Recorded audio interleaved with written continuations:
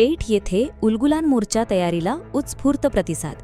आज दिनांक 23 जानेवारी रोजी नाशिकमध्ये होणाऱ्या उलगुलान जन आक्रोश मोर्चाच्या तयारीसाठी पेठ नगरपंचायत येथे झालेल्या आढावा बैठकीस आदिवासी समाजाचा उत्स्फूर्त प्रतिसाद मिळाला। या बैठकीस युवा नेते श्यामजी गावित, पंचायत समितीचे सभापती मनोहर चौधरी, नंदुभाऊ गवळी, पंकज पाटील, कुमारजी मोंढे, सुरेश खबाईत, गणपत चौधरी, सुरेश जाधव, महेश टोपले, धर्मराज देशमुख, किरण भुसारे, विनोद सहाळे, विलास दरोडे, जगन सपाटे, सुरेश गावंडे, उत्तम गवळी व प्रवीण मेढे आदी मान्यवरांच्या मार्गदर्शनाखाली ग्रामस्थ मोठ्या संख्येने उपस्थित होते। येणाऱ्या 25 ऑगस्ट रोजी सकाळी 9 वाजता नाशिक शहरात निघणाऱ्या या मोर्चात 5 ते 6 हजार लोक सहभागी होतील, अशी ग्वाही आदिवासी नेते व ग्रामस्थांनी दिली।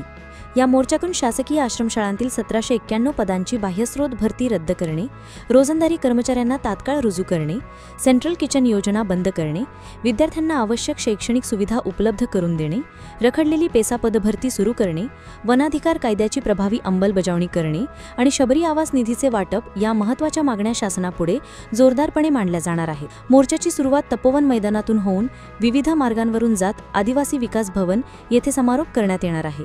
या मोर्चामध्ये विद्यार्थी, पालक, ग्रामस्थ व समाजसेवक मोठ्या संख्येने सहभागी होणार असल्याचे बैठकीतून स्पष्ट झाले।